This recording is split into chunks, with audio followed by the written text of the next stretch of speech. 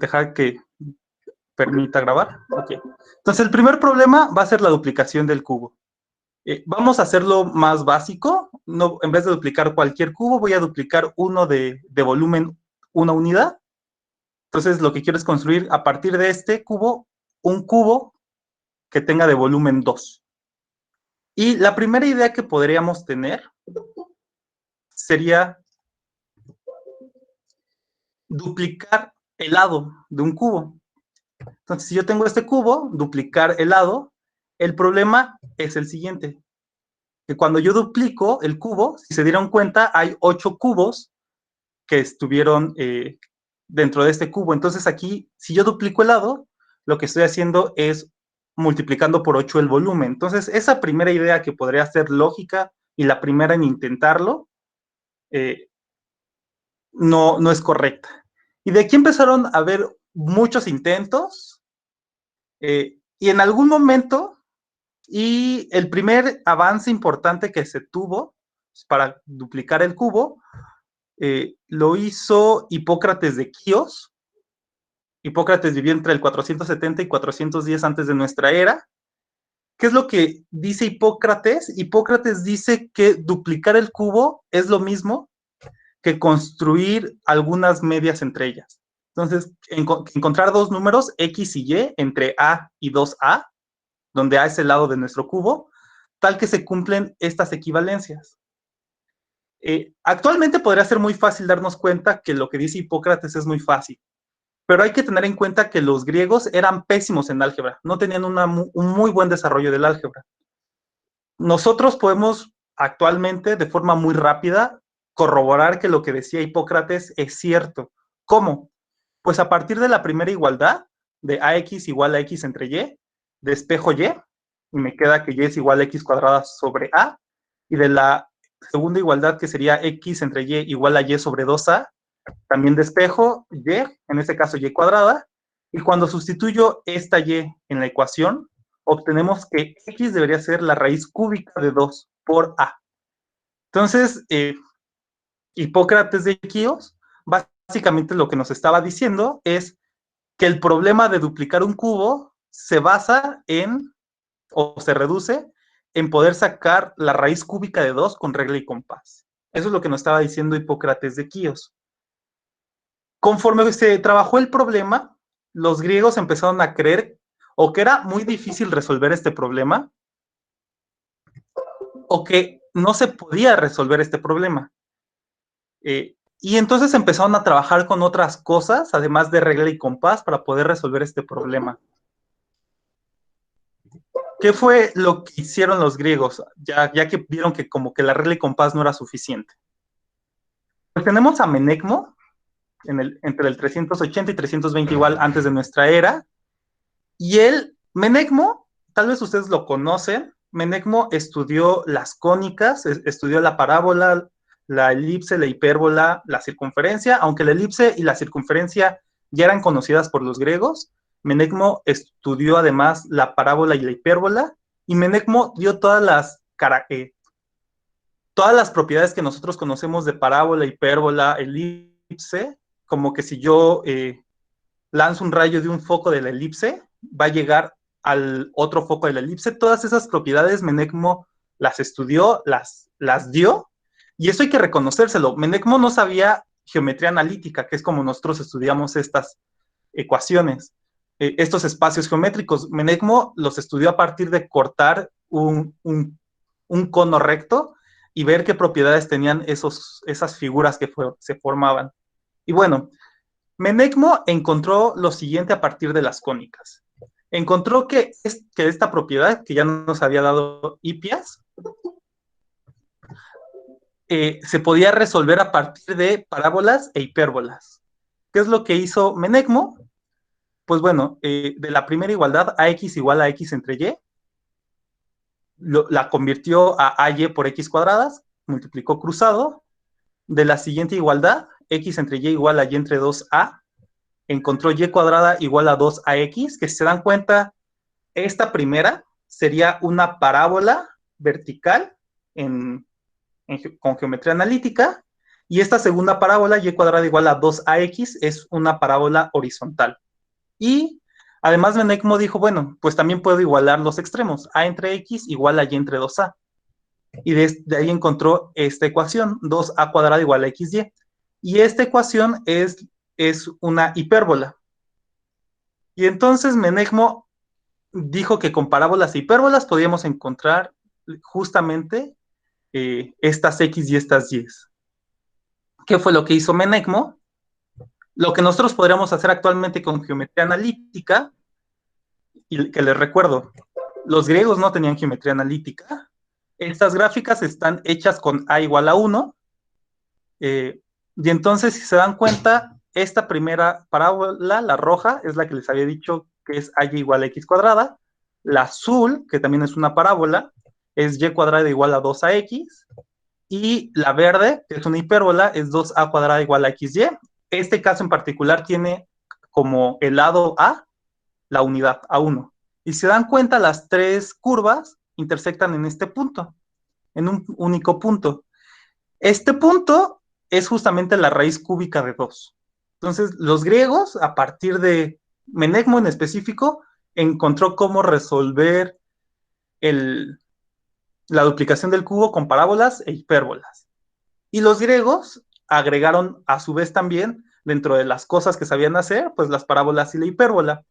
¿Cuál es el problema de esto? Que la parábola y la hipérbola no las podemos construir con regla y compás. Entonces, todavía el problema de tratar de construirlo con regla y compás sigue abierto, es decir, todavía no hay una solución. Y siguieron los griegos, y Eratóstenes, que vivió entre el 276 a.C. y el 194, él creó un aparato que se llama el mesolabio. Y el mesolabio lo que trataba de hacer era encontrar tanto a X como a Y. ¿Cómo aquí hay que tener en cuenta que ya el mesolabio ya es algo que no es regla y compás. Es un aparato que se construye de una forma muy bonita y con la que podemos encontrar a X y Y. Entonces, ¿cómo se construye el mesolabio? Bueno, si yo tengo, digamos que AB es el lado de mi cubo, ¿no? Entonces, mide F. ¿Cómo construimos el mesolabio? Bueno, dibujamos este círculo que está con centro en A y radio B. Yo les dije que el compás lo puedo abrir entre dos puntos. Aquí el centro es A y lo abro hasta B y ya puedo dibujar esta circunferencia. Con regla y compás también puedo sacar rectas perpendiculares. Eso lo conocemos. Lo conocían los griegos. Entonces, de este círculo y esta recta, que es la que pasa por AB, vamos a marcar este punto C, que es la intersección del círculo con la recta, y de C y B voy a trazar perpendiculares. Trazo esas dos perpendiculares. ¿Y ahora qué es lo que vamos a hacer? Pues vamos a agarrar un punto D, cualquiera, y trazo un triángulo rectángulo. Entonces, este triángulo azul es un triángulo rectángulo, y el ángulo recto justamente es el que se hace con esta recta vertical, este segmento vertical y la horizontal. Y ahora tenemos que dibujar dos triángulos iguales a este azul. Entonces, dibujamos esos dos triángulos de forma igual, o los construimos de forma igual. Entonces, los dos triángulos rojos son congruentes con el triángulo azul. ¿Y ahora qué pasa? Que estos triángulos rojos, lo que yo voy a poder es poder moverlos. Esa va a ser la característica principal de los triángulos rojos. Yo los voy a poder mover a través de la línea horizontal. Las rectas horizontales los voy a poder mover y no se van a deformar, ¿no? Es lo bonito. Ahora, voy a trazar una recta igual perpendicular que pase por el punto A, perpendicular a CB. Marco el punto L, que es en el triángulo más exterior en donde cruza. Y ahora voy a unir este punto que encontré con el punto B, que es parte del segmento. Y ahora, ¿qué voy a intentar? Voy a mover los puntos F y G, que si yo muevo esos puntos, muevo todos los triángulos, y voy a tratar que estos dos puntos, el que se hace con la línea azul y la negra, y la hipotenusa roja con la recta negra, juntarlos y que se vuelvan del mismo punto. Y lo mismo voy a hacer con este cateto del triángulo rojo con la recta negra y la hipotenusa del otro triángulo y la recta negra, esos dos puntos también los voy a querer hacer que se vuelvan uno. Entonces, si muevo el primer triángulo rojo, el que está en el centro, logro hacer esto, y ahora voy a mover el segundo triángulo rojo, y va a pasar esto. Yo hice que se hicieran el mismo punto, pero se dan cuenta el otro punto se separó. Entonces voy a tener que estar haciendo a tanteo, el estar moviendo los triángulos hasta que coincidan. Entonces aquí ya tenemos un primer error. Esto es a tanteo. Entonces va a haber, seguro, aquí va a haber errores y lo que vamos a querer hacer es minimizar esos errores, pero esto siempre va a tener errores. No va a ser exacto lo que estamos haciendo. Y bueno, y ya que conseguí esto, la pregunta es quién es X, quién es Y y dónde están A, ¿no?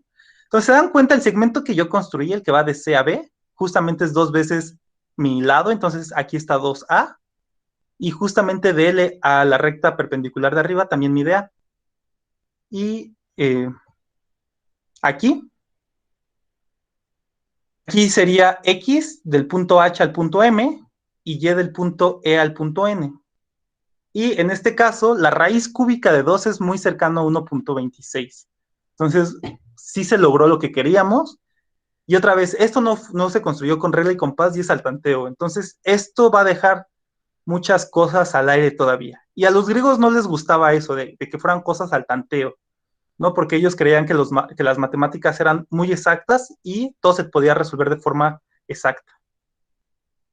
Eh, y bueno, entonces aquí A es 1 en este ejemplo, el que tengo del lado izquierdo, y justamente X sería raíz de 2, que es 1.26, Y es 1.59, que eso sería raíz cúbica de 2 al cuadrado, Y, tengo 2. Entonces, este sería el cómo lo resolvieron hasta Eratóstenes. Y de ahí no hubo grandes avances hasta las matemáticas modernas sobre este problema. En un momento vamos a regresar a ver este problema. Pero los griegos hasta aquí más o menos fue todo lo que hicieron. No hicieron ya mucho más. Vamos con el siguiente problema, que sería la trisección de un ángulo. Y otra vez, eh, se puede bisecar un ángulo, pero trisecar cualquier ángulo no se puede. Hay ángulos que nosotros conocemos que podemos trisecar. Por ejemplo, un triángulo de 180 grados, yo lo puedo trisecar porque serían ángulos de 60 grados. Y los griegos sabían construir triángulos equiláteros, que son triángulos con ángulos de 60 grados. Entonces, sí hay ángulos que podemos trisecar, pero aquí lo que queríamos encontrar, o lo que querían encontrar, es una forma de trisecar todos los ángulos, que todos los ángulos fueran trisecados. Si un ángulo no lo puedo trisecar, entonces este problema no se puede resolver, con uno que no pueda hacerlo. Y bueno, ¿qué fue lo que hicieron los griegos? Bueno, el primero que dio una idea interesante de resolverlo fue Hipias de Elis, que vivió entre el 443 y el 399, igual antes de Cristo, antes de nuestra era, y lo que él propuso fue construir esta figura que se llama trisectriz, ¿no? Trisectriz porque la idea era trisecar un ángulo.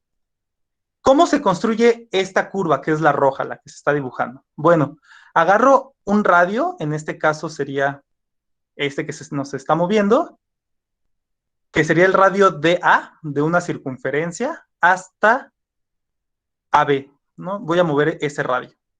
De forma que hay una velocidad constante. Y además, el segmento DC, que es paralelo a AB, voy a mover ese segmento de DC hasta AB, igual con velocidad constante. ¿Qué velocidades van a ser las que voy a utilizar? Bueno, van a ser velocidades tales que salen juntos y llegan juntos del punto D y llegan juntos al punto B. Entonces aquí se va a tener que llegar hasta el punto B de una forma exacta. ¿Cuál es el problema? Mucha gente, entre ellas, por ejemplo, Pappus, que tal vez conocen alguno de sus teoremas, eh, trabajó con esta figura, la trisectriz, pero lo que le dijeron a Hipias es que esta figura depende de que nosotros conozcamos o podamos dibujar este segmento, lo podamos estirar. Es decir, depende de cuánto vale la longitud de este segmento. Eso es lo que le decían a Hipias. Entonces, que este problema, O sea que esta figura puede resolver el problema, pero que no se puede construir, o que ellos no tenían formas de construirlas. Y con regla compás esta figura no se puede construir, eso lo sabemos actualmente. Y bueno, ¿cómo se usa la trisectriz de Hippias para resolver el problema de trisecar un triángulo? Digo, un ángulo. Bueno, aquí hay que ver algunas características. Eh, cuando yo tengo, la idea que usa Hippias para su trisectriz es que el segmento EO guarda con el segmento CO, guardan la misma proporción que la parte del círculo DA con todo CA. Guardan la misma proporción y tiene sentido. Vamos a pensarlo un poquito. Cuando E llega a la mitad de CO, yo espero que D también llegue a la mitad de CA. Entonces recorra la mitad en el mismo tiempo. Cuando E avanzó la tercera parte de CO, yo también quisiera que D avance la tercera parte de CA. Esto es para que siempre lleguen al mismo punto cuando salieron del punto C. Entonces, esa proporción se mantiene. Y entonces, ¿cómo se va a resolver mi problema? Bueno, si yo tengo un ángulo cualquiera, en este caso, el ángulo sería de AB' a B y a C, ese sería mi ángulo, pues de donde intersecta con la trisectriz, tras una paralela a AB, que sería A'B'. Y el segmento AD lo voy a dividir en tres partes. Entonces voy a obtener el punto T y el punto U. Eso lo sabían hacer. Ya habíamos visto que los griegos sabían dividir números. Y de aquí voy a sacar paralelas de esos puntos, paralelas a AB también. Y justo donde intersecten con la trisectriz voy a marcar esos dos puntos y voy a trazar rectas que pasen por esos puntos. Y entonces justamente estos ángulos que acabo de construir van a ser la tercera parte de mi ángulo. Y en general, si yo divido A'D en cualquier cantidad de segmentos que yo quiero, que eso es algo que se puede hacer, con eso va a ser suficiente para entonces dividir mi ángulo en las partes que yo quiera. ¿Qué fue lo que hizo Hippias? De forma muy inteligente.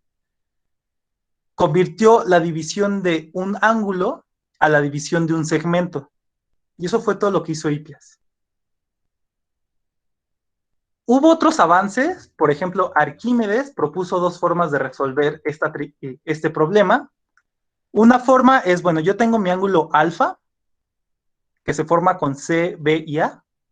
Trazo un círculo, que sería el círculo ACD, ¿no?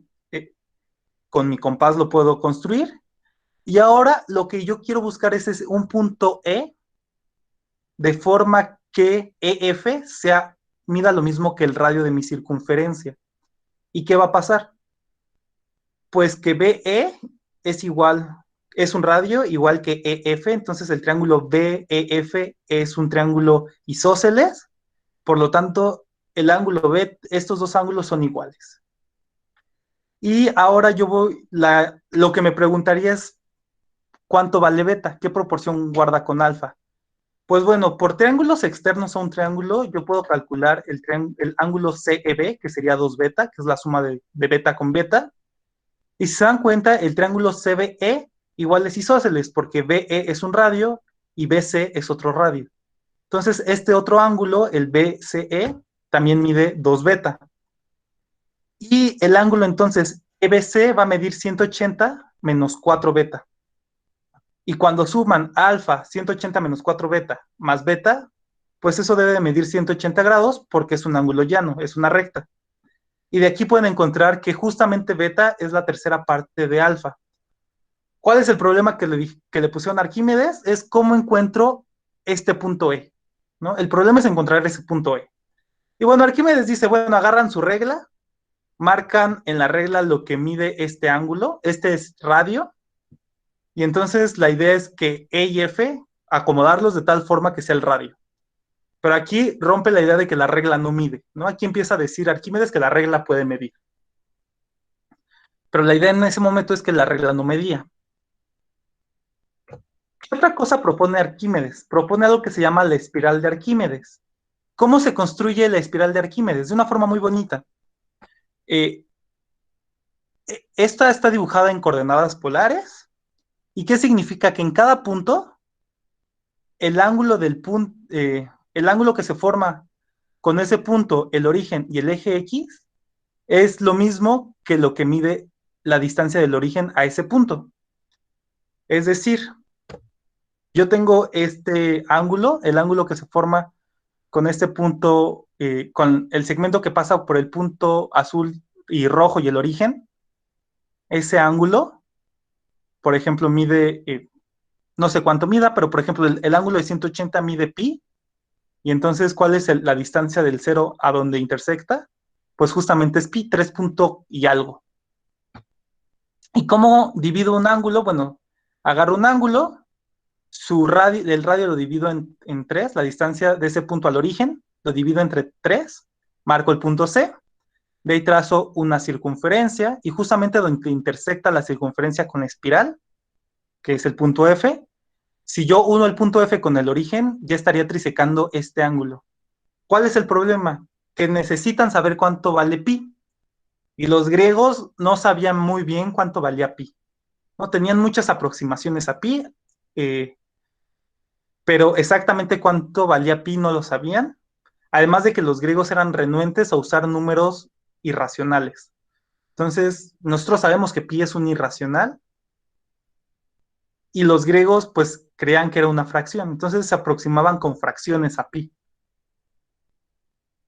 Y, y esta curva, que es la espiral de Arquímedes, Arquímedes la utilizó para resolver los tres problemas griegos, tanto la cuadratura del círculo, como trisecar un ángulo, como duplicar un cubo. Pero el cómo sus usos ya en los otros dos problemas son muy complicados para una charla breve. Entonces, si ustedes tienen cualquier curiosidad de lo que yo estoy mencionando, me pueden mandar un correo, al final se los doy, y con gusto les puedo mandar tanto la presentación como cualquier duda extra que les surja. Y bueno, después de Arquímedes ya nos hicieron avances interesantes sobre la trisección de un ángulo por parte de los griegos, y ahora vamos a ver el tercer problema, que es la cuadratura de un círculo. Que repito, ¿qué significa cuadrar un círculo?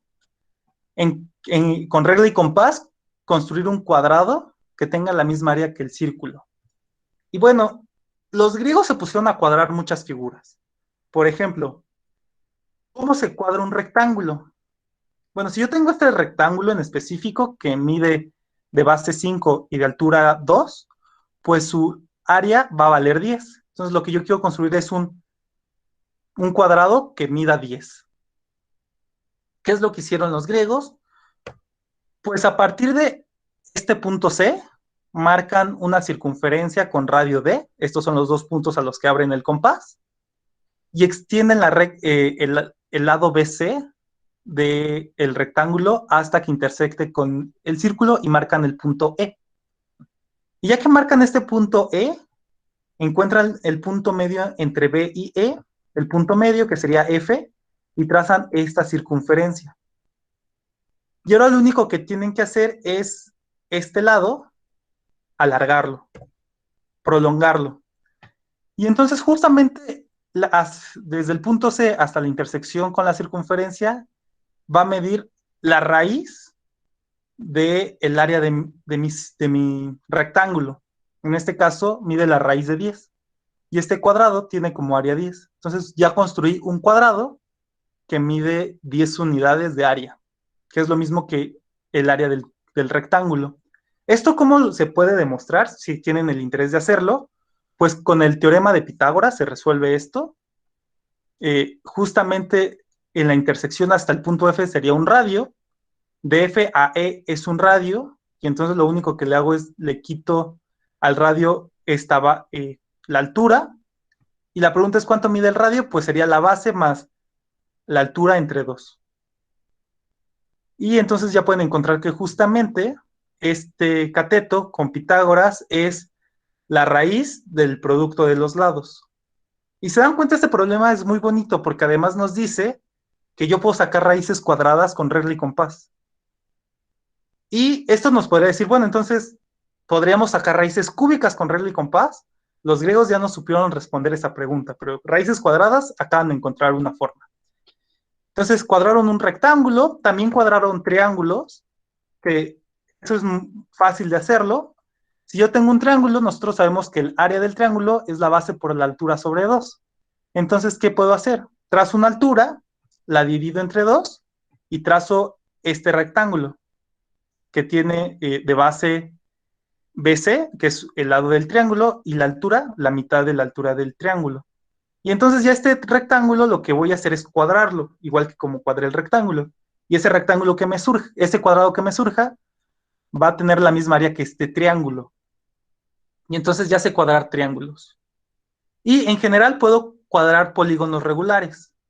Lo, los griegos supieron cuadrar cualquier figura que no fuera círculo. ¿Cómo cuadro un polinomio regular, un polígono regular? Pues trazo estos triángulos. Ya que los tracé, pues se dan cuenta todos estos triángulos son iguales. Entonces voy a agarrar un triángulo y lo voy a cuadrar. Se dieron cuenta un hexágono, entonces me salen 6 cuadrados iguales y los puedo ordenar de esta forma que ahora tengo un rectángulo. Y ahora lo que tengo que hacer es cuadrar este rectángulo. Y ya cuadrando este rectángulo, pues habré cuadrado mi polígono regular. Y entonces podrían cuadrar polígonos. La pregunta es, ¿cómo cuadro una circunferencia? Y de aquí el principal problema era saber, pues, cuánto era. Una idea interesante es saber cuánto es el área de la circunferencia y de ahí empezar a poder proponer ideas, ¿no? Por ejemplo, las ideas que ahorita les di para cuadrar un triángulo y para cuadrar un polígono regular vienen de sus áreas, ¿no? El área de un triángulo es base por altura sobre 2, la del polígono es perímetro por apotema sobre 2, que justamente esa área viene de dividir un polígono en triángulos. Y bueno, entonces aquí necesitamos saber cuánto vale pi. Eh, Otra persona que también fue Hipias eh, cuadró algo que se llama lúnulas, que eso ya es un avance interesante, porque las lúnulas ya son curvas. ¿Cómo formo una lúnula? La lúnula es esta parte que está en degradado desde el negro hasta el blanco, eso es una lúnula, y si se dan cuenta, se forma con dos circunferencias, la circunferencia amarilla y la circunferencia verde, y así se forma esta lúnula. ¿Qué fue lo que hicieron? Fue lo que hizo, no fue Hipias, ahorita que me acuerdo. Bueno, lo que hizo, ahorita les digo el nombre, fue encontrar una forma de cuadrar esta lúnula. ¿Qué es lo que hace? Bueno, los griegos ya sabían que había cierta relación entre el área de una figura y el radio, entre el área de una circunferencia y su radio. Entonces ya habían visto que había una relación. De hecho, es una relación con el radio al cuadrado. Ya habían encontrado esa relación. Entonces lo que hacen es decir, bueno, con Pitágoras yo puedo encontrar cuánto mide el radio de la circunferencia amarilla, que sería raíz de 2 sobre 2 el radio de la circunferencia verde. Y a partir de ahí puedo encontrar una proporción entre el área de la media circunferencia que va de amarilla a B y el cuarto de circunferencia que va de A B, pero por la línea verde. Y a partir de eso, ¿qué fue lo que encontraron? Fue que justamente si ustedes hacen eso, pueden darse cuenta que el área de la media circunferencia amarilla es igual al área de este cuarto de circunferencia verde. Y como esta media circunferencia amarilla y el cuarto de circunferencia verde comparten este pedazo de círculo que se da entre la recta AB y la circunferencia, pues al final el área de mi lúnula es la misma que el área de mi triángulo ACB. Y ya con eso, pues podemos se cuadró la lúnula. Es la misma que el área de mi triángulo ACB. ¿Se dan cuenta? Esto es parece ser un avance súper interesante porque ya se cuadró una figura que no está hecha con lados rectos, ¿no? Ya se hizo con una figura que tiene lados curvos. Quien hizo esto fue Hipócrates de Quíos. Entonces, Hipócrates de Quíos encontró el área de esta lúnula, encontró el área de otras dos lúnulas, entonces creía que sí se podía encontrar el área de la circunferencia, se podría cuadrar. Euler cuadró otras dos lúnulas distintas y después se demostraron que estas 5 lúnulas que se cuadraron, las otras 4 ya son un poquito más complicadas de comprender, pero esas 5 que se cuadraron son las únicas que se pueden cuadrar, las únicas lúnulas. Entonces, muchos años después se dieron cuenta que lo que hizo Hipócrates era interesante, pero no resolvía el problema.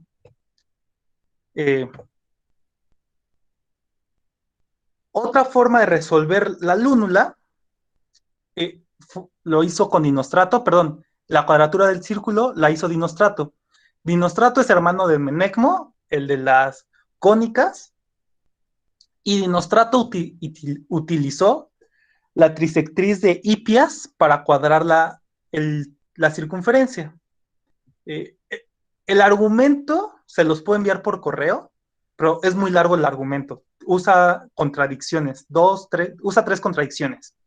Pero en esencia lo que hizo Dinostrato fue decir que a partir de el punto I, que es donde termina la trisectriz, si yo uno el punto C con el punto I y trazo una recta paralela que pase por el punto B, puedo encontrar el punto R, alargando CA. Y lo interesante es que RA, la distancia de RA es la misma que este cuarto de circunferencia de CAB. Y entonces puedo trazar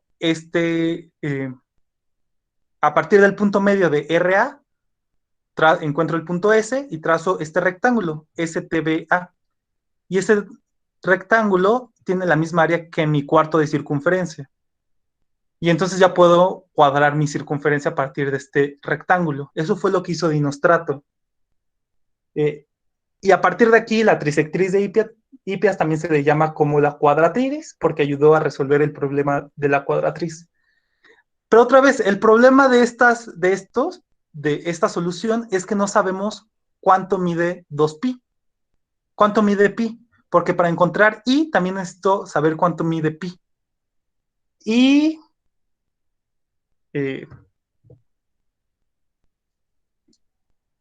¿y cómo encontraron los griegos el área de la circunferencia? El área de la circunferencia la encontró Arquímedes de una forma muy bonita, ¿no? Entonces, los griegos ya sabían que había una relación entre el perímetro de la circunferencia y el radio, ¿no? Nosotros sabemos que es 2pi r. ¿Qué fue lo que hizo Arquímedes? Bueno, Arquímedes dijo, y si yo agarro un círculo y lo parto en 4 partes, obtengo estos cucuruchos, los ordeno de esta forma, agarro otra circunferencia, la parto en 4 partes y encuentro y hago esta figura. Y esta figura, Arquímedes se dio cuenta que se parecía mucho a un paralelogramo. ¿Qué fue lo siguiente que preguntó? Que dijo, bueno, y si esta figura yo la parto en 8 partes, mi circunferencia, y hago el mismo proceso, obtengo estos cucuruchos, los ordeno de esta forma, agarro otra circunferencia, la parto en 8 partes, la ordeno de esta forma, pues justamente el paralelogramo que se forma, que puedo formar, se parece mucho más al área de esta circunferencia, de estas 2 circunferencias, ¿no? Las partes verdes que ahora se ven menos que en el anterior, ¿no? Las partes verdes se veían más. Entonces, Arquímedes es uno de los precursores del cálculo con estas ideas que tuvo, y él propuso que entonces, si yo parto muy, muy delgado a mi circunferencia, esto se iba a parecer a un paralelogramo, iba a ser igual a un paralelogramo. Estas partes verdes ya no las iba a encontrar, ya no se iban a ser visibles. Entonces la pregunta es, ¿cuánto mide este paralelogramo? ¿Cuál es su área? Pues el área, si se dan cuenta, la parte de abajo se va a parecer a justamente estas ondas que se hacen, y estas ondas justamente es el perímetro de mi circunferencia. Entonces, la base de este paralelogramo es 2πr, que es el perímetro, y la altura del paralelogramo, si se dan cuenta, estos puntos que sobran después de esta punta gris, se hacen cada vez más chiquitos si yo parto esta circunferencia. Entonces la altura va a terminar siendo el radio de la circunferencia. Entonces el área de mi paralelogramo sería base, que es el perímetro, por la altura, que es el radio, pero en este paralelogramo caben dos círculos, el amarillo y el gris. Entonces el área de mi círculo sería base por altura entre 2, que es pi por radio al cuadrado. Y encontró el área de la circunferencia a partir de ideas que uno podría entender años después, que se acercan mucho al cálculo. Con ideas parecidas, Arquímedes también encontró el volumen el volumen de una esfera, ¿no? Con ideas muy parecidas, ¿no? Entonces, ¿y cómo dio este resultado? Un resultado que él pidió que se pusiera como epitafio en su tumba, es que el área de una circunferencia es la misma que la de un triángulo, de base el perímetro de la circunferencia y de altura el radio de la circunferencia. Entonces, este triángulo tiene la misma área que un círculo. Y aquí parecería que ya se hizo un súper avance para cuadrar el círculo, porque yo ya sé cuadrar triángulos. ¿Cuál es el único problema que me hace falta? Es saber cómo construir pi con regla y compás. Eso es lo único que me falta, construir pi con regla y compás. Y hasta aquí es todo lo que hicieron los griegos para resolver esos problemas. De aquí, con Aristóteles, no, con Arquímedes, perdón, todo esto fue Arquímedes de Siracusa. Él vivió entre el 287 y el 212 antes de Cristo. De aquí tuvimos que esperar 2000 años a poder resolver los problemas griegos. Hubo 2000 años de investigación para resolver estos problemas. Y voy a tratar de comprimirles la historia de 2000 años en 10 minutos de charla. No, de hecho, creo que ya no los voy a poder comprimir, pero se los paso rápido. Tenemos a René Descartes entre el 1596 y 1650 en su libro El discurso del método, publicado en 1637. Habla en el tercer capítulo de la geometría y Descartes da el inicio de la geometría analítica en este ensayo de la geometría.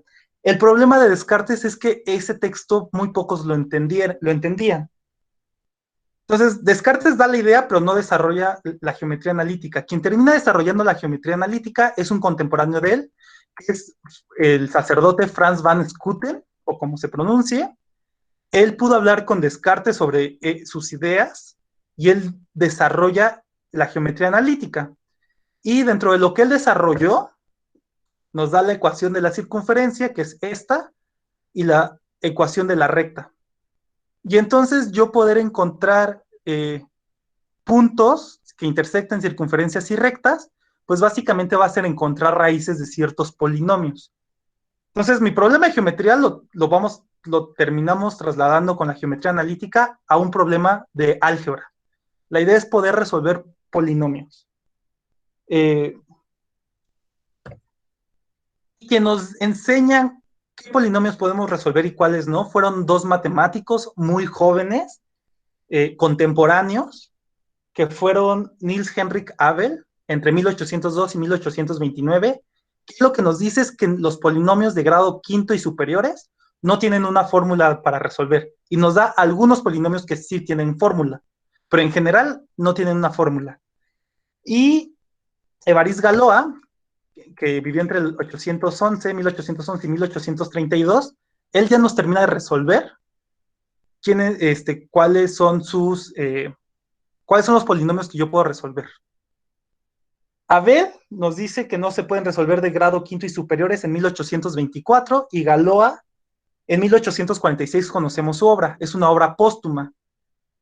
Galois muere a los 21 años sin ir nunca a la universidad, porque la universidad nunca lo aceptó, la Universidad Politécnica de París nunca aceptó a Galois, Galois nunca fue a la universidad, pero aún así nos resolvió un problema muy interesante y nos resolvió un problema muy fuerte, que es los polinomios que podemos resolver. Y Abel muere a los 26 años, a los 26 años, muere en la más extrema pobreza, y cuando se le dio una oportunidad para enseñar en una universidad a Abel, la carta que les decía que podía enseñar en una universidad llega 2 días después de que él muere, ¿no? Una trágica historia, el de estos dos grandes matemáticos muy jóvenes que mueren con faltas de oportunidades. Y otro matemático igual muy joven nos resuelve los problemas griegos, que fue Pierre Wansel, que vivió entre el 1814 y el 1848. Él, a partir de la teoría de Galois, nos demuestra que es imposible trisecar un ángulo, es decir, ni hoy ni nunca vamos a poder trisecar un ángulo con regla y compás. Y también nos dice que es imposible dibujar una raíz cúbica, dibujar la raíz cúbica de 2. Es decir, no se puede duplicar un cubo con regla y compás.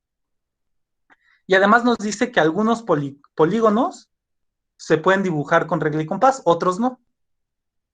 ¿No? Él muere a los 36 años, también muy joven, pero de él no tengo mucha información.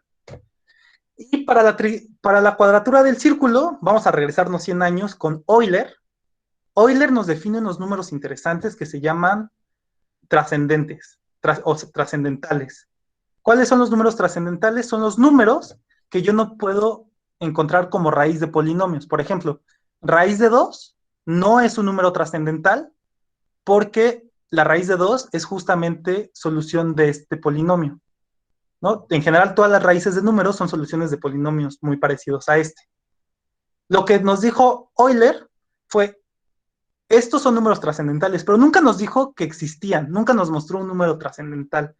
La primera persona que nos muestra un número trascendental fue Joseph Liouville en 1850, que nos da este número que se llama constante de Liouville, y este número es un número trascendental, donde básicamente tiene un 1 si en la posición donde está es un factorial. Por ejemplo, en la posición 1, que es 1 factorial, hay un 1, en la posición 2, que es 2 factorial, hay un 1, en la posición 6, que es un 3 factorial, hay un 1, y todos los demás son ceros, ¿no? Y así en todos los números que son factoriales. El siguiente avance sobre este problema, que es la cuadratura del círculo, lo hizo Hermite en 1873 y nos dijo que E es trascendental. Y Hermite también nos dice, en el mismo texto donde nos dice que E es trascendental, nos dice que fue tan cansado de mostrar que E es trascendental que él no iba a intentar hacerlo con pi, ¿no? Entonces, que le daba su bendición a quien lo intentara, pero que fue muy desgastante para él. Y él ya no se metió con los números trascendentales. El siguiente interés sobre números trascendentales nos los da Cantor un año después de Hermite, y él nos dice que hay más números trascendentales que algebraicos, es decir, números que no son raíces de polinomios, que números que son raíces de polinomios. Tanto números trascendentales como no trascendentales son infinitos, pero él nos dice que son infinitos más grandes los números trascendentales. Y nosotros terminamos de resolver este problema de la cuadratura del círculo con Ferdinand von Lindemann en 1882. Si se dan cuenta, llevamos 140 años con la resolución de este problema. Y él demuestra que pi es trascendental. Lindemann. Y con esto demuestra que no se puede dibujar con regla y compás, porque no es raíz de un polinomio. Y entonces no se puede cuadrar un círculo, ¿no? A partir del resultado de Ferdinand, podemos decir que no podemos cuadrar el círculo. O sea, que lo que nos dijo Arquímedes del triángulo, este triángulo es imposible de construir con regla y compás. Bueno, eso sería toda la charla de hoy. Si quieren hacer preguntas, este es el momento. Si quieren la presentación, si quieren hablar un poco más del tema de forma privada, les dejo también mi correo. Con mucho gusto podemos hablar de matemáticas. Y bueno, si tienen alguna duda, este es el momento de decirla.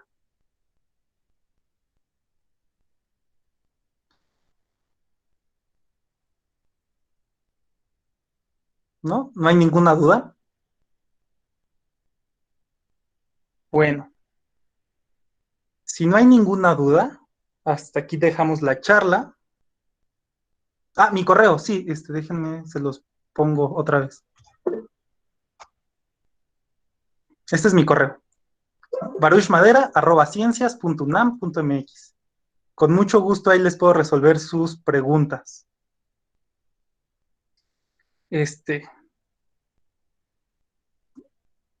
Y bueno, una reflexión que les quiero dejar es cuántos matemáticos como Abel y Galois nos perdimos por falta de oportunidades. Al rato les mando un correo con el link de donde pueden ver la presentación. Sí, en cuanto la suba, va a ser por YouTube. Muchas gracias. Vale. Muchas gracias. Muchas gracias. Gracias. Gracias. Gracias. Muchas gracias.